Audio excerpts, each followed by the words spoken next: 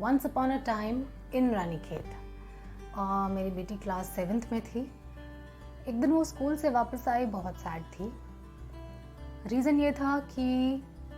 उसकी music teacher ने, कुछ सिलेक्शंस स्कूल में चल रहे थे और उसकी म्यूज़िक टीचर ने आकर के जब उससे गाना सुना तो she said, you can not sing, तुम्हारी आवाज़ बहुत स्वीट है बेटा, माइक पे सुनाई ही नहीं देगी। उसके लिए बहुत बड़ा डिसअपॉइंटमेंट था। और यकीन मानिए, जब वो घर आई और जब उसने मुझसे ये शेयर किया तो जितना बड़ा डिसअपॉइंटमेंट ये उसके लिए था, उससे कहीं बड़ा रिजेक्शन, उससे कहीं बड़ा फेलियर ये एज अ मदर मैंने महसूस किया। मैंने तुरंत प्रिंसिपल को कॉल किया और मैंने काइंड ऑफ आर्ग्यूमेंट किया एंड आई आस्क्ड हिम कि अपनी टीचर को बताएं कि किस तरह से एक बच्चे से बात की जाती है। वो सब कुछ जस्टिफाइड था, वो सब कुछ ठीक था। बट आज जब मैं उस इवेंट के बारे में सोचती हूँ तो आई रियलाइज़ कि उस दिन जो मेरी बेटी ने रिजेक्शन फेस किया था, वो उसके रिजेक्शन से बढ़कर के मेरे लिए इतना बड़ा रिजेक्शन क्यों था? Because dated back may be in the year 2000, जब मैं कॉलेज में थी, तब मैंने एक म्यूज़िक के सिलेक्शन में, मेरी यूनिवर्सिटी के सिलेक्शन में, म्यूज़िक टीचर ने जब मुझे बोला कि तुम्हारी आवाज़ तो बहुत अच्छी है लेकिन तुम ऑडिबल नहीं रहोगे क्योंकि तुम्हारी आवाज़ बहुत ही मीक है, बहुत ही ज़्यादा सॉफ्ट है। मैंने उसको एक रिजेक्शन की तरह लिया, एक फेलियर की तरह लिया कुछ दिन के लिए, लेकिन मैं वहाँ रुकी नहीं। आई कंटिन्यूड टू सिंग और आई कंटिन्यूड टू वर्क उस एक चीज़ पे कि उस टीचर ने मुझे बोला कि मेरी आवाज़ सॉफ्ट है और किसी को सुनाई नहीं देगी, तो मैंने अपनी आवाज़ के थ्रो पे काम करना शुरू किया। मैं काफ़ी इम्प्रूव हो गई हूँ तब से। और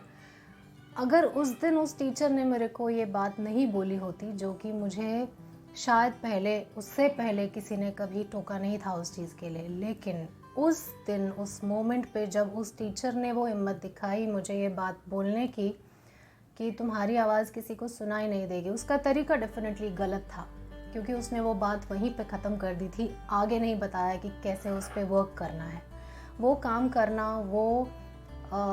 स्ट्रगल जो था वो मेरा अपना बन गया और वो स्ट्रगल इस हद तक पहुंच गया कि मुझे ऐसा लगा कि अब मुझे प्रूव करना है दुनिया को, अब मुझे उस टीचर को प्रूव करना है। आई डोंट नो वो एग्जिस्टेंस में भी कहाँ है, वो टीचर भी कहाँ है और मैं किसको प्रूव करने में लगी हूँ।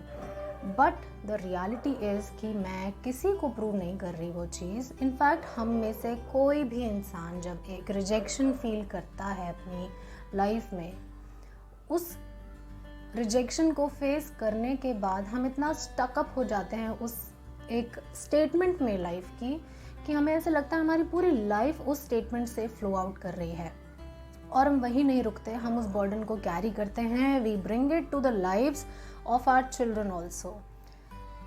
और यही एक बड़ा रीज़न था कि जब मेरी बेटी ने आकर के मुझे एग्जैक्ट वही सेम वर्ड्स बताए अपनी टीचर के, तो एक्चुअली मैं उसके प्रिंसिपल से झगड़ा नहीं कर रही थी, मैं अपनी टीचर से झगड़ा कर रही थी कि क्यों आप लोग ऐसा करते हो, कि अगर आपने कोई बात पुट अक्रॉस करनी है तो पूरी तरह से करें, कंप्लीशन में करें, सामने वाले को इतना स्ट्रगल में ना छोड़ दें कि वो ग्रास्प ही ना कर पाए कि इस बात का अंडरस्टैंडिंग का लेवल क्या होना चाहिए। मेरी टीचर ने मुझे कहा तुम्हारी आवाज़ सॉफ्ट है, किसी को सुनाई नहीं देगी, उसके लिए वो बात वहाँ ख़त्म हो गई, पर मेरे लिए वो फेलियर था, मेरे लिए वो सेटबैक था। अगर ये मुझे फुल्ली कम्युनिकेट किया गया होता कि बेटा अपनी आवाज़ के थ्रो पे काम करो, 2 दिन लो, 3 दिन लो और फिर आकर मुझे सुनाओ,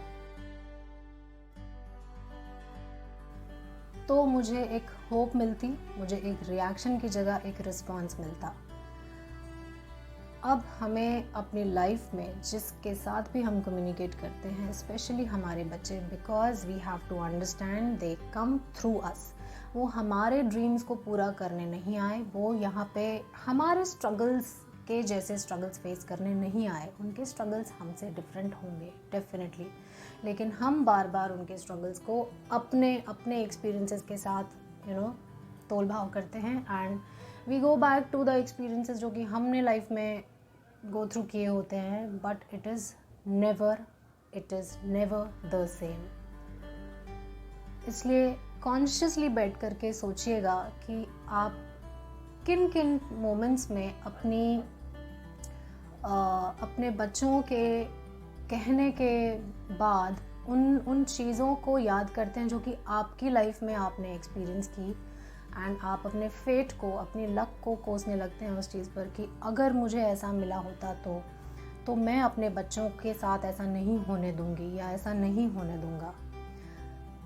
वेरी ट्रू, हर पेरेंट चाहता है कि हम अपने बच्चों को अपने से बेहतर एनवायरनमेंट दें, अपने से बेहतर एक फ्यूचर क्रिएट करके दें,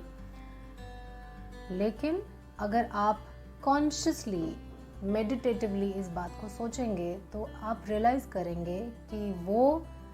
और हम एक दूसरे से अलग हैं। जिस तरह से वो एक चीज़ को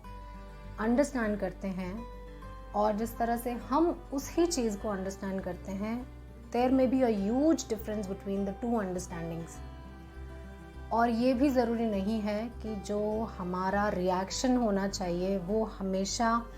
ऐसा ही होना चाहिए कि हम अपने बच्चों के लिए मरेंगे या मिटेंगे, या फिर हमेशा ऐसा ही होना चाहिए कि हमें कूल रहना है, हमें